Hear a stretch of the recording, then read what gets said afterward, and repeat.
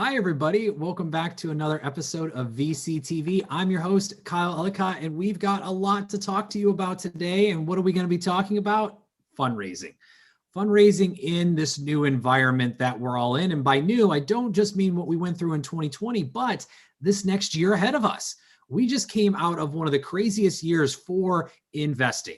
In one aspect, it was supposed to be a good year. Another aspect, it was going to be one of the worst years for venture capital. In the other side, it turned out to be one of the best years in venture capital, as many have seen and many have argued as well, as we came into the second half and started to see more fundraising, more public offerings, more public vehicles such as SPACs and others come to light, and saw a fundraising landscape like we haven't seen since, as some have said recently, the dot-com era.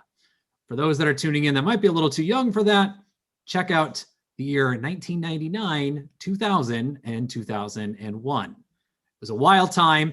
And for those in the Bitcoin space, also in the ICO space, call it 2017. But being said, this feels a lot different. And because of that, we've seen a crazy amount of fundraising go into all kinds of different technologies and companies and products all around the world. Because as Gary will mention here in just a moment, as all of our guests will, the funding landscape has changed. The process itself is more virtual, more open, and more fun than it ever has been, thanks to technology that we've all embraced and have now become very comfortable with. But what does that mean going forward?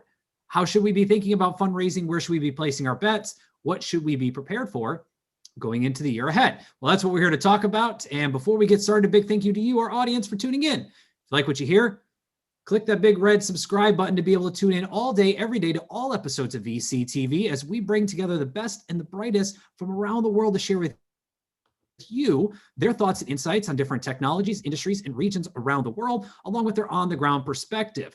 And entrepreneurs, there's also that opportunity for you too. It's an opportunity for you to join us on the virtual stage here at VCTV to pitch us your company, product, or service and get real-time feedback from us as investors and founders focused in your space. What better way to end the year and kick off the next than doing just that and getting exposure to our entire live audience? Reach out to the team and or myself, and we'd love to find the right spot for you in either case. And speaking of that team, a huge, huge thank you to the LATOKEN team and to Maria for making VCTV possible every single day.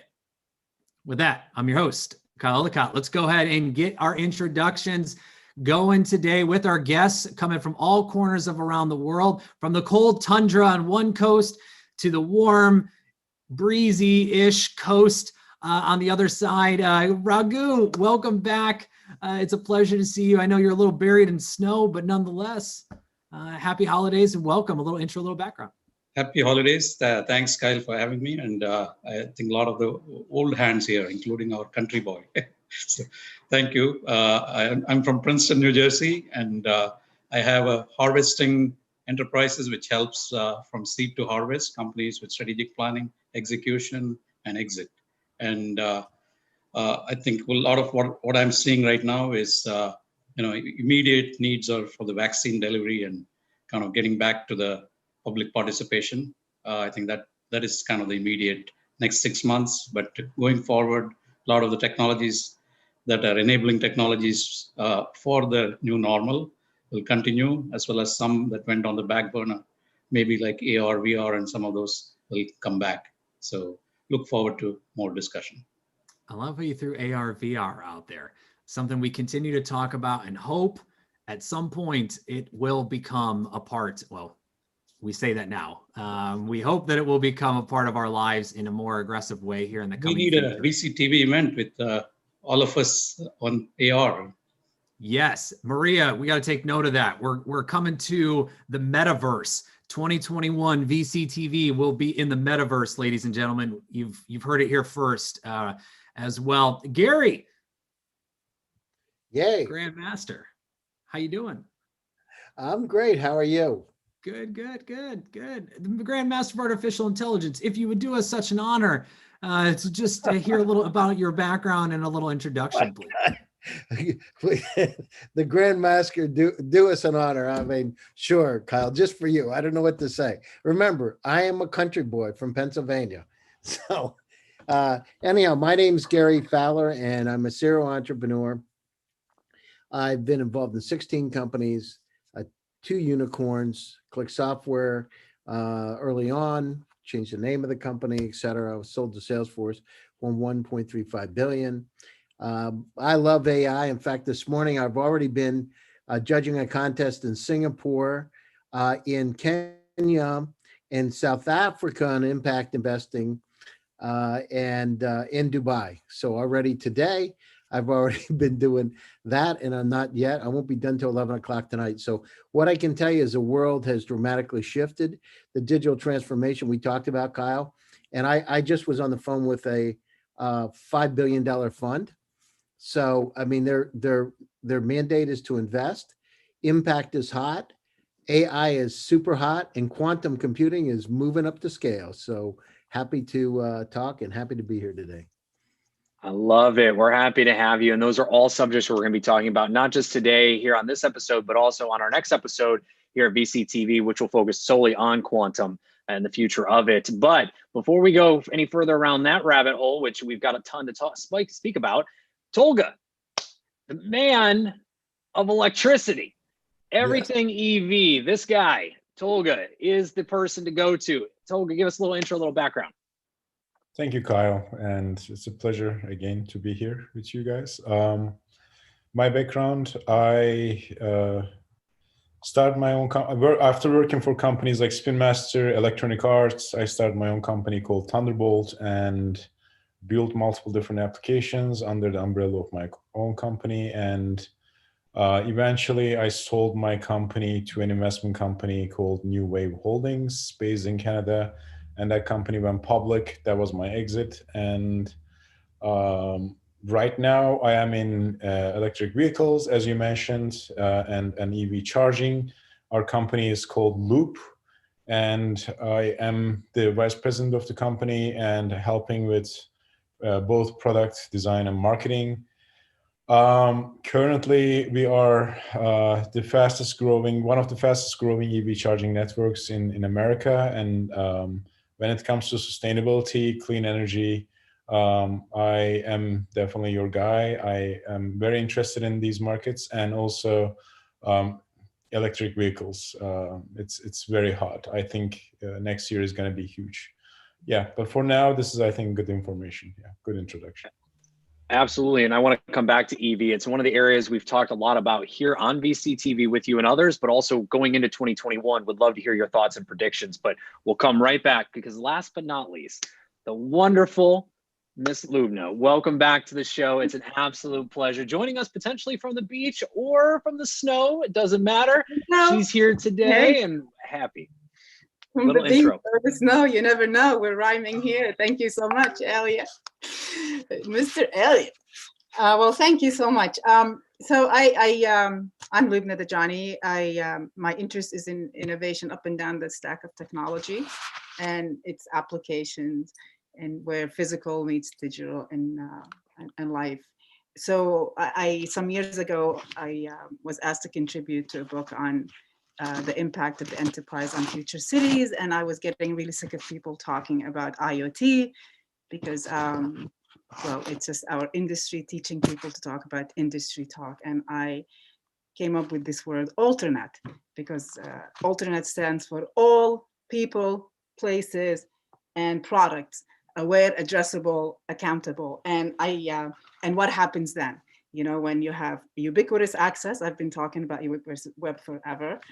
So when you have ubiquitous access, ubiquitous connectivity, you have computing across the board, then you layer all the innovations and the technology stack, and all, then you apply that across all the fields of science and life, and you'll see that there is an enormous disruption. So, and where do we want to be today as we are becoming more of a hybrid beings, physical, digital? So I think innovation is happening everywhere, up and down the stack and across the globe.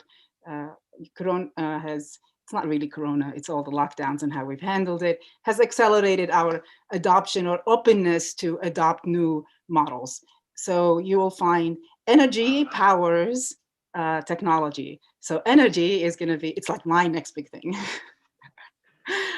is, and green energy, because, we've come to a point we realize that all of our economic models have been maybe profitable, but rather stupid and counterintuitive.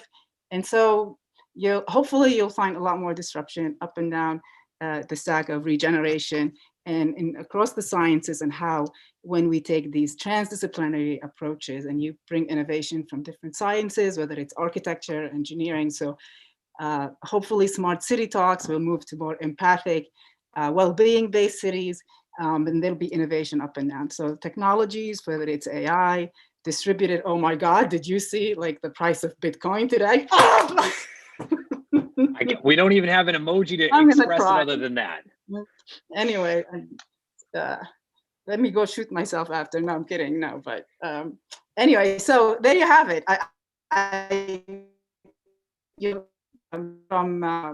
From AI in movement of in the flow of value, or flow of cars, or flow of people, immersive technologies, whether it's in gaming or in education, or in it's an explosion. Absolutely, and an explosion is a great way to put it. I mean, we literally went through this first half of 2020 and just kind of what's happening, where do we go, where do we look. The second half has been just that, an explosion. It has been a rapid deployment of capital, and some of it, as we mentioned yesterday here on VCTV, some of it was money sitting on the sidelines, having to be deployed before the end of the year. But at the same time, as we mentioned as well, that the world has opened up, and the opportunities to invest in more global regions or in more opportunities has never been there like it has today in such an accessible way. And so you're seeing more deals done either at the angel level, the family office level, or just at what was once non-accredited, but now today is accredited because of the change of rules by the SEC here in the US. We're seeing just a whole change in the fundraising process. And Tolga, I want to start with you real quick, if you have a moment, and talk to you about what you're seeing investing look like in this new reality. And again, that means in 2021.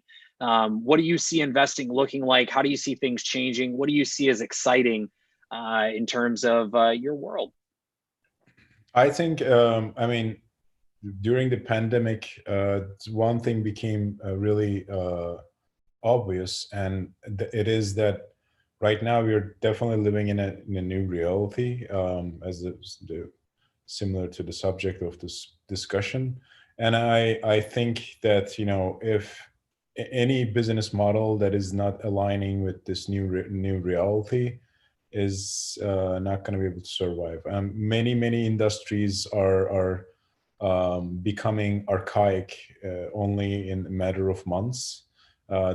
Everything is replacing one another, and right now I think people should be really focusing on, especially entrepreneurs should be really focusing on what is really hot, because money is going to be flowing in that direction.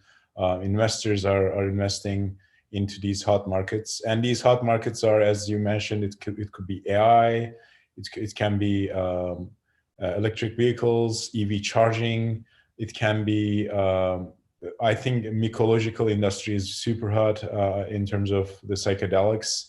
I think it's gonna gain so much value.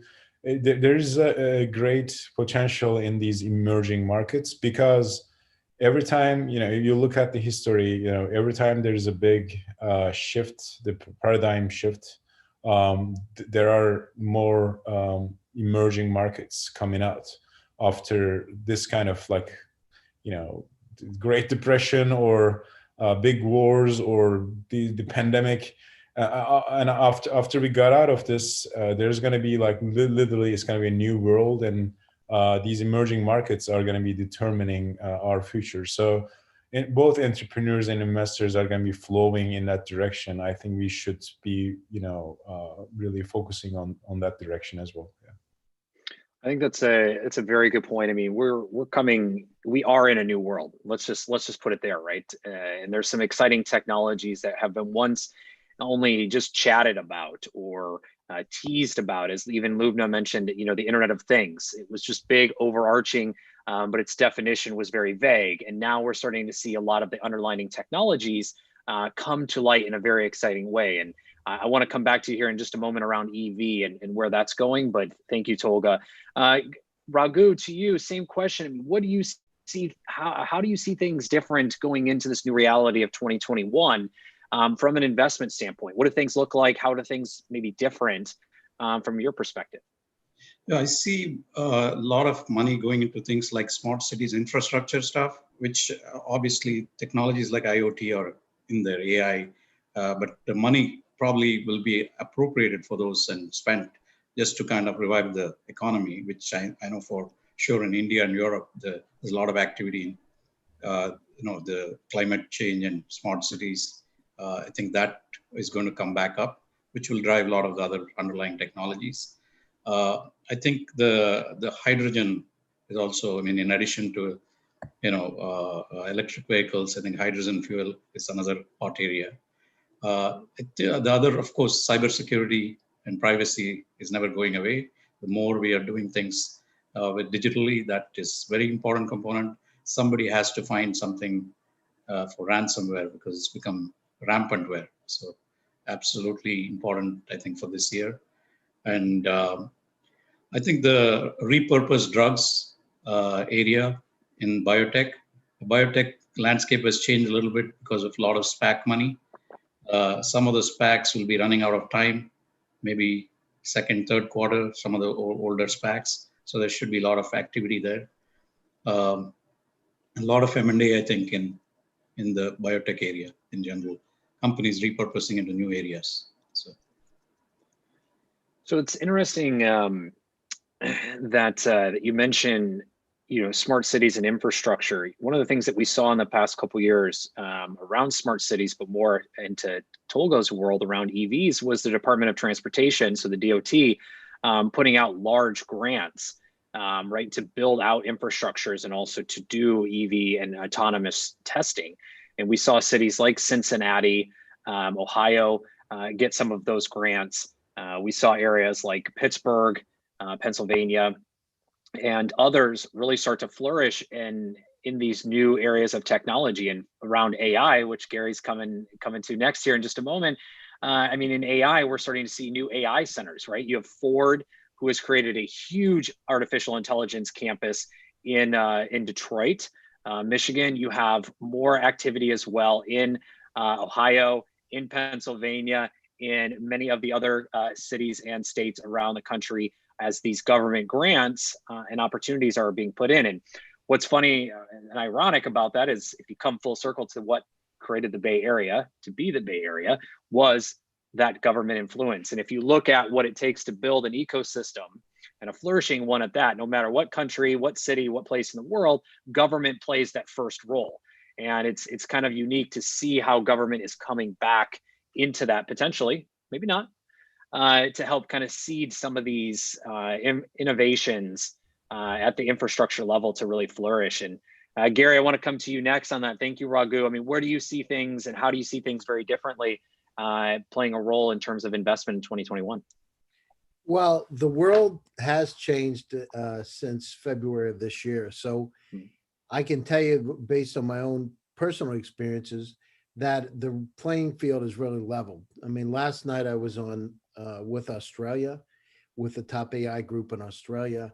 This morning, judging a contest in Singapore, then to Kenya, then to South Africa. So what I'm seeing is that I wrote an article a couple months ago called "The Democratization of Opportunity." Because intellectual capacity is evenly spread, but opportunities aren't.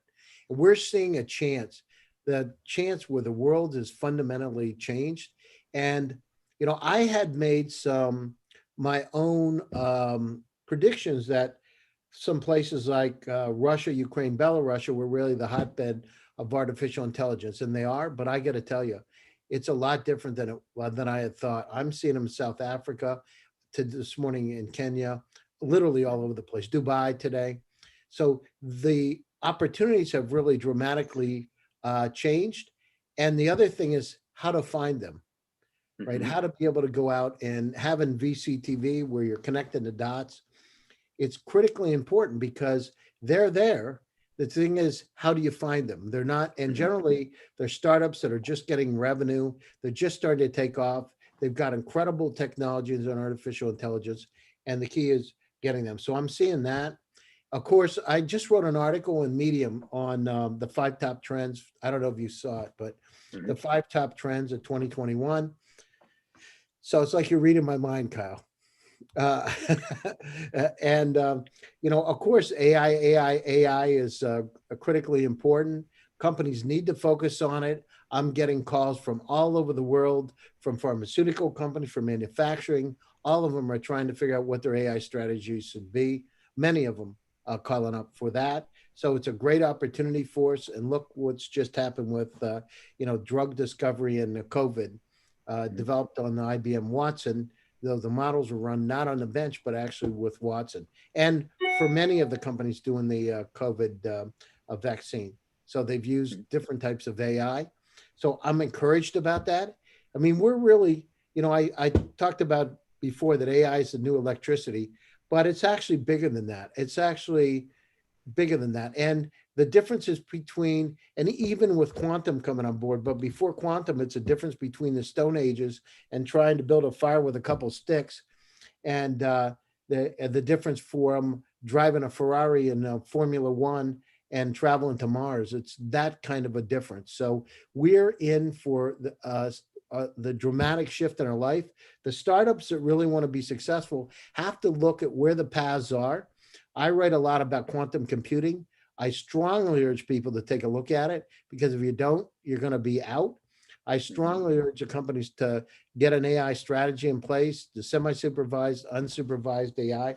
And the other thing is, I strongly encourage them, there's one thing about doing a deal. I'll never forget, a billionaire friend of mine said to me one time, I had a question. I said, what should I do? And he said, Gary, give me a quarter. And I said, okay. He said, flip it up in the air. He said, or give it to me, I'll flip it up in the air. I said, okay. He said, what is it, heads or tails? And I said, heads. He said, you know something, if you wouldn't have tried and you wouldn't have given me a coin, you have zero chance of success. At least you had 50-50 and you won. And that's one of the things, you got to get out there, this digital transfer, use your, it's like from Indiana Jones, The Last Crusade, use it wisely.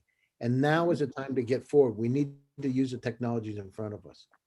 Absolutely. And I want to come back to you on something you just mentioned around AI strategies here in just a moment. But before I do, Lubna, I'd like to come to you for your opinion as well. I mean, what do you see changing? How do you see the new reality of 2021 and beyond for investment? What do you see differently in next year? It's really up in the air. There's no accounting for what's happening. And it's why I'm inviting everyone to sit back, reflect on themselves, and the world that we're in, and set an intention. It really is a green field. And it's like a blank canvas, because we've been in lockdown for a whole year. New patterns, we have our own ability to adopt new technologies, new behaviors, new economic models, new everything, new forms of investment. You question everything. Everything that we had for as a given is no longer a given.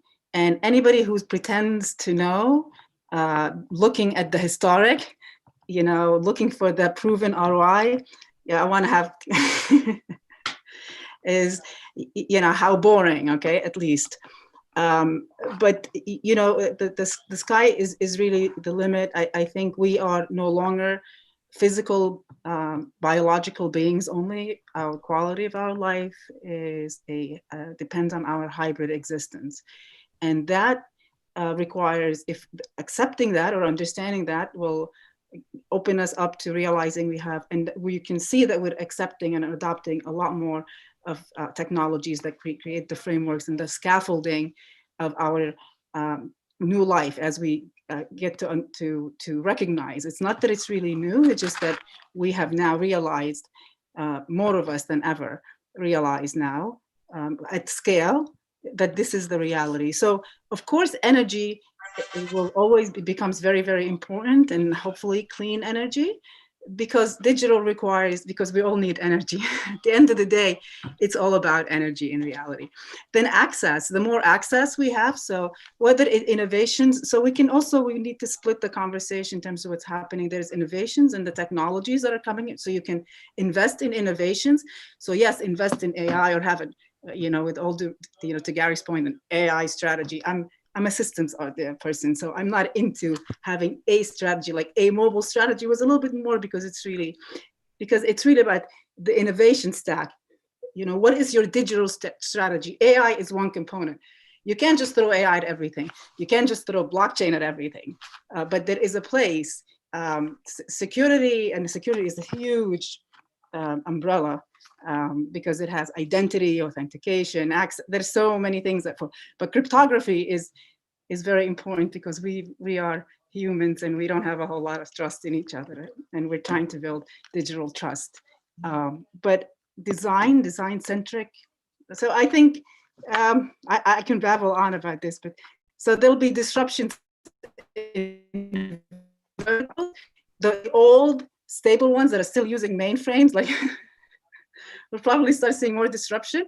There'll be a lot more innovation coming from the developing world because they don't have to unlearn anything, and there's new infrastructure that can go. But education, digital finance, liquidity, it becomes really important. So I'm, again, big fan of new forms of currencies, and I'll stop here so I don't capitalize.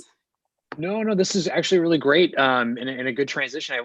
The developing and emerging markets. It's a great point. I mean, we tend to kind of skip over that in some cases in the U.S. when we think about innovation, and are we behind? Are we ahead? Where are we? And you look at something like finance, and you reflect to where Europe is, to where Asia is, and it's a very easy equation if you get down to the basis of it. Is exactly what you said. Is you don't have to unlearn. Or you have an open opportunity with no infrastructure in place, or and a newer infrastructure in place, and you can just build rapidly on top of that, right? That's why we're starting to see areas like Latin America and Africa and even other parts of Asia really start to thrive around these new financial opportunities, because you don't have to unlearn, writing checks or using credit cards with chips. You can just go into digital wallets and digital currencies of all sorts.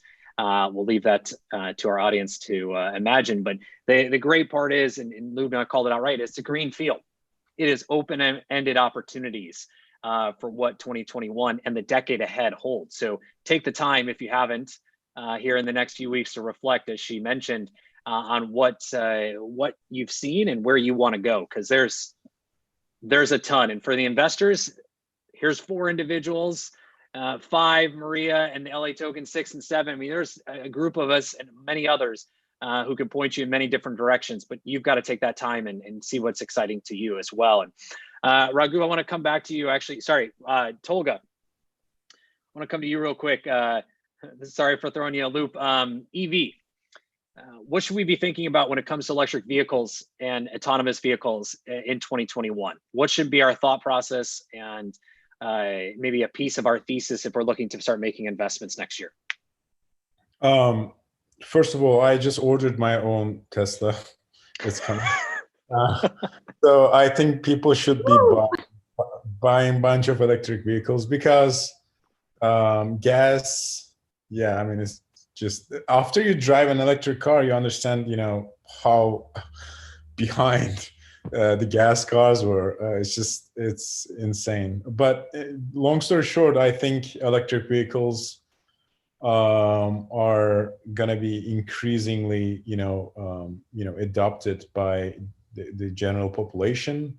And the battery, I was just reading about some news about the battery costs are going to decrease 90% in the next 10 years. So this is like maybe in the next 5-6 years, we're going to see $7,000, $10,000 electric cars in the market, because it's cheaper to make it. There's no like huge cables, motors, engines, nothing. It's just it's a small electric engine pulls the energy from battery and just goes. And the battery technologies are improving every day. So massive market. And this also comes with, my industry is, of course, we are working with electric vehicles, but electric EV charging. It's massive. The reason why it's massive is because in the next 15, 20 years, the oil industry is going to be probably only serving for military operations or other similar kind of, industries. But the mainstream is going to be moving into electric transportation in every, medium. So that is going to change how we are consuming energy. And that's where the EV charging comes to the picture. It's a massive industry. Like we are, as a company, we are not even like really intimidated by any competition because the potential is unlimited. It's like it can go unlimited in the industry size from here. So I think that investors should be really taking a look at the EV charging. I think there's a massive value in rapid expansion and user adoption. That's what we are going after right now. We're trying to get the most amount of users as soon as possible because this is going to be like a huge industry with a bunch of government incentives all over the world. This is only happening right now in maybe in a few countries, but in the next 3 to 5 years, this is going to be really mainstream all over the world. There's going to be a global effort for electric vehicles.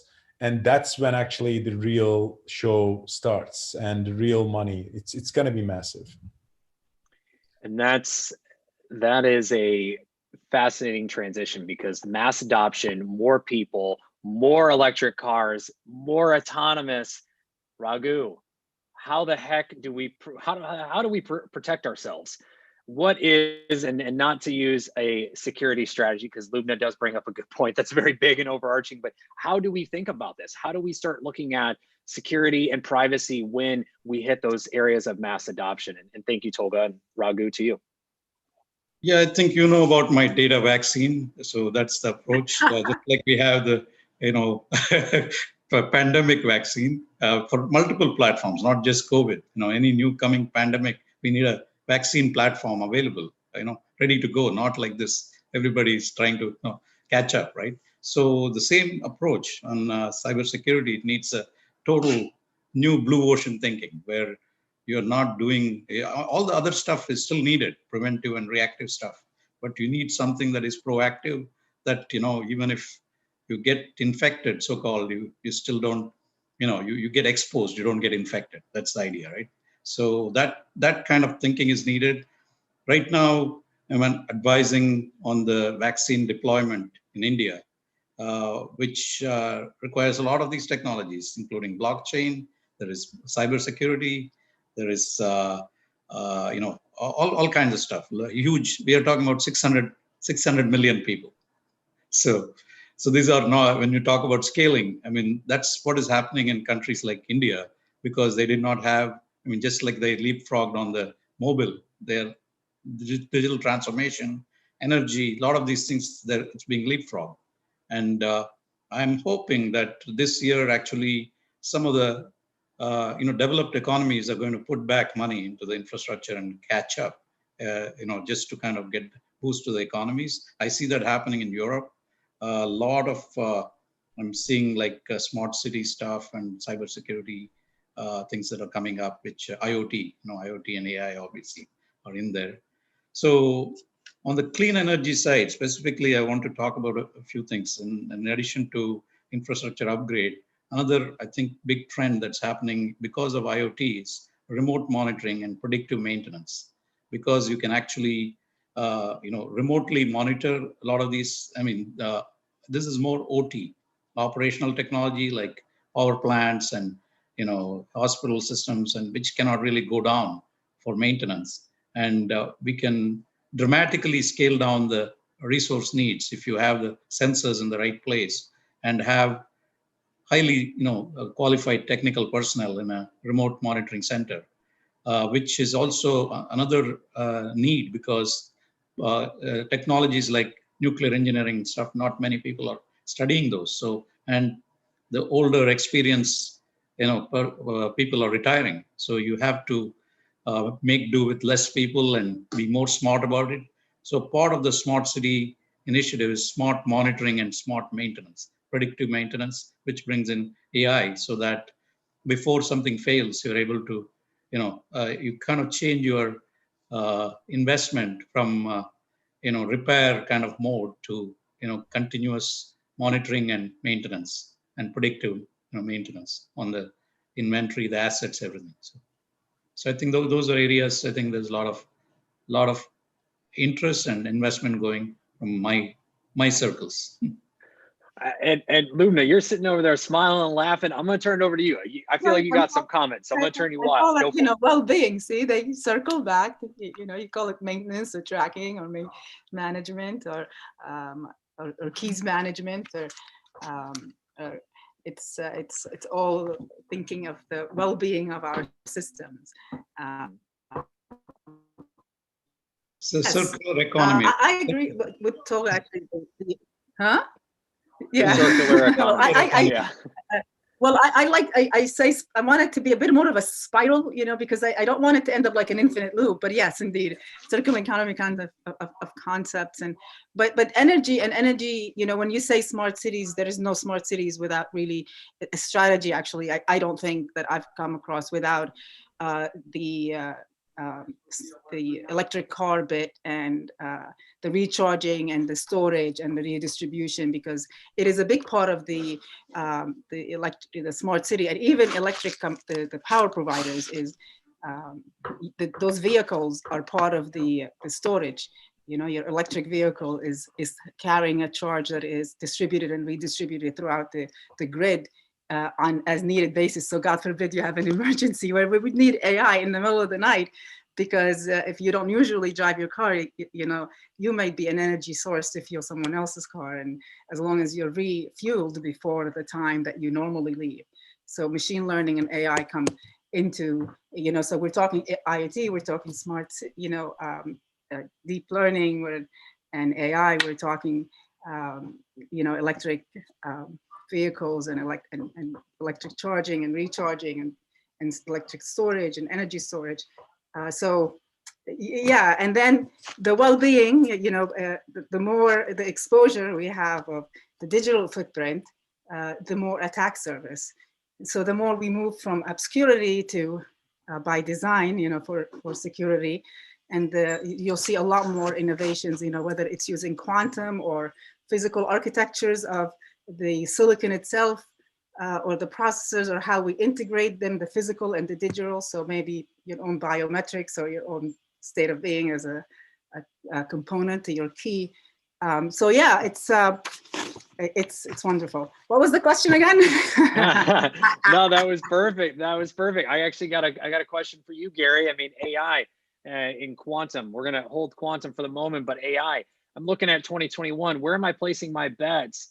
And thinking about artificial intelligence integration into my company. I mean, let's go a level deeper. Where should I be paying attention to in the AI landscape as things change and going forward here in 2021? The thing is, where shouldn't you pay attention? It's like, I mean, well, I know, but where should the audience know about paying attention? And the thing is, so like, I'm a country boy, remember, from Pennsylvania.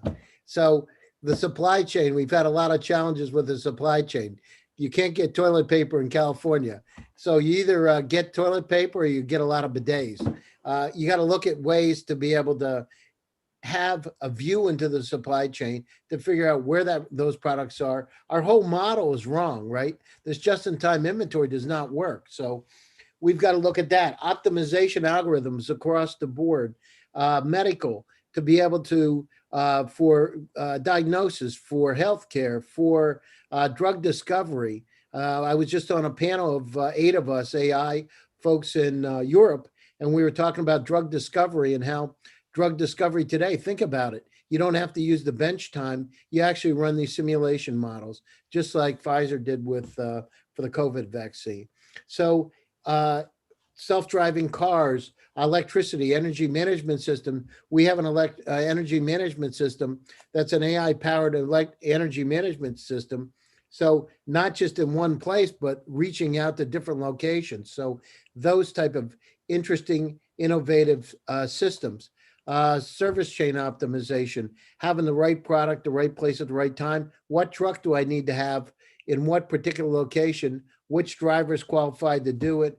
At what time can they be there? What's the route that they need to take? It starts getting really complicated. Those type of technologies are interesting. So it's space. We look at, we've talked many times about going to Mars, but it's not so simple. There's a lot of data that needs to be analyzed. And if you're going to Mars, you want to make sure you've got these intelligent assistants like the European Space Agency has that can go up and not only monitor your health, but monitor your emotional state and communicate with you. So those type of emerging technologies are interesting. I mean, look at where we've been able to explore the universe, right? Your friend, Christopher, told me that there's 6 billion Earth-like planets just in the Milky Way and 200 trillion galaxies estimated in the universe. 200 trillion, right? And so look at what we have. He said, once you go out in space and you look down at the Earth, you understand how small we really are. Well, think about, we're just at the beginning of a journey. Humankind is just the beginning of a journey. We haven't even started yet, right? And it's beautiful. His project is called the quantum, the teleportation. I'm actually writing an article on it, the teleportation of quantum particles, because it's so interesting for me. So imagine being able to be able to move, like Beam Me Up, Scotty. So we're in a stage where they're able to analyze. The problem we've had before is that we had data, but we couldn't really not only analyze it, but be able to forecast what we needed to do with it. And then on an unsupervised way, having decisions made. Well, those days are coming short. And now those technologies, it's a dawn of a new era. Sounds like the Transformers or something. It's truly the dawn of an era. And so what I would look at, AI literally will be in virtually everything that we do. So if I'm dealing with agricultural products, if I'm dealing with self-driving tractors, which we do, artificial intelligence. If I'm dealing with agriculture, developing new seed strains, I wrote an article on genetics. I don't know if you saw it, genomes, genetics, and AI and Medium. So people say where, it's everywhere. So if you're out there, you're an investor, and I talk to a lot of investors here and in contact to me, lots of them. I count out, there's 367 investors now that I've been actively involved with in one way, shape, or form.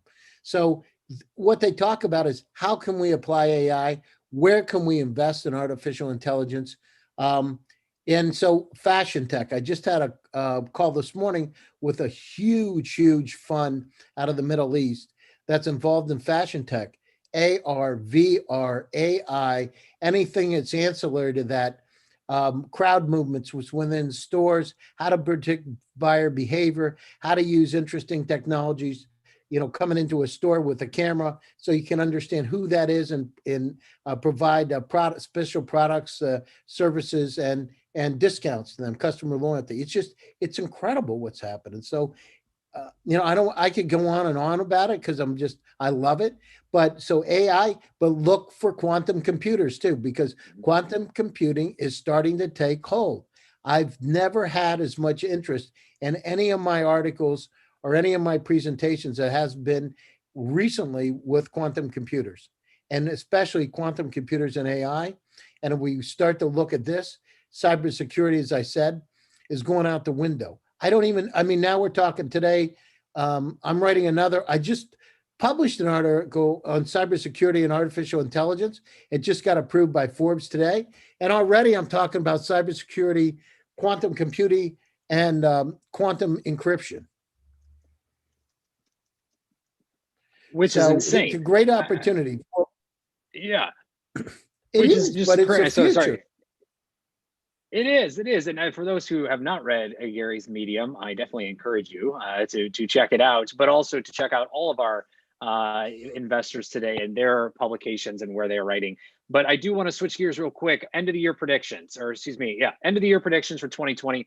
The 1 or 2 industries you've got super zeroed in, bullseyed for 2021, cannot miss. Your predictions and closing thoughts and where you can be found online as we come to close here. Raghu, let's start it off with you. Closing thoughts, bullseye, where's the target going? Can't miss industry, and then where can everyone find you online? Yeah, I think immediate interest is in 2 areas, cybersecurity and data protection. And second one is, I think, vaccine delivery and the supply chain diagnostic, that area, because it's, the next 6 months, it's going to touch everybody. So I can be reached on LinkedIn at Raghu S. Rao and or at SplitByte. Thank you. Wonderful. Thank you, Raghu. Tolga, to you, end of the year prediction, bullseye, closing thoughts, where can you be found? You can reach me via LinkedIn, Tolga Onuk. My website is tolgaonuk.com.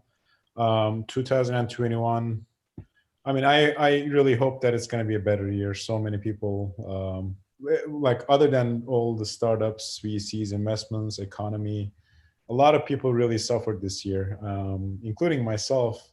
I had like family members dealing with this pandemic. So I'm just hoping for everybody to have a really fantastic, fresh, new, beautiful year. And I hope that the business is going to be thriving for these emerging markets that I indicated. And I think, like I said, EV charging, electric vehicles is going to be huge. If you're interested in learning more, please contact me, and I would love to, give you my thoughts, my opinions. And yeah, and our new website, Loop, is coming. So I'm going to announce that very soon. It's very exciting. Wonderful, wonderful. Lubna, to you. Area of industry, bullseye, cannot miss. Closing thoughts, where can you be found? We've covered them quite a bit today. I mean, really across every vertical will be disruption, because as Gary is described, AI can accelerate, AI, deep learning, machine learning, what have you, this added up computational capacity when you layer it on top of all that 5G and all the access, nanotechnologies and what have you, even in the delivery of medicine and the vaccine. So I think cryptocurrency and digital finance, definitely energy, AI and ethical AI, identity and personal data, and supply chain.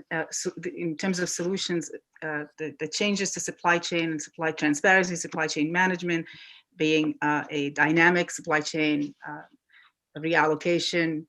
I think graph technologies, but the combination of distributed together with graph on top of some AI and data modeling and some immersive, and now within the context of ubiquitous web. So when you have all is connected and hopefully with the right kind of access, then hello, the rate of innovation, to Gary's point, is quantum. We have to get together, by the way, Gary. Absolutely. You need to keep saying that. Wait a second, my wife's just listening here.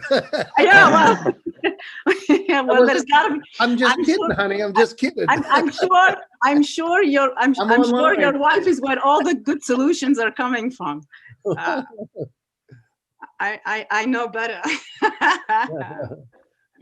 And Lubna, I mean, you just threw out, you said we covered them all. You just threw out about 10 new topics that we need to be paying attention to. So audience, stay tuned, because we're going to be diving a lot deeper into a lot of those that Lubna just mentioned moments ago, because it is a very important area as well. And Lubna, just one quick shout out. Where can everyone find you online to continue the conversation about all of that? VCTV now, and please, LinkedIn, anywhere at Lubna Dajani. And please, if you do connect, please indicate that you we connected here so that I know.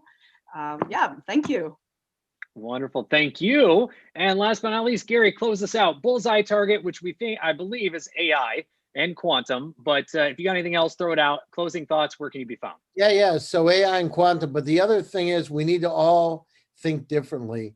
The opportunities are around the world today. And if we want to make the world a better place, as Tolga said, people are suffering, give them jobs, right? So I'm going to Africa. I'm literally all over the world to be able to create jobs. And one of the ways we can do that is look for incredible companies that have a chance to go global, curate them, and help them go global. It'll create a lot of jobs, a lot of goodwill, and we can make the world a better place. It's been a tough year on one side. On the other side is, I'm encouraged, just like we are here today, with this digital transformation.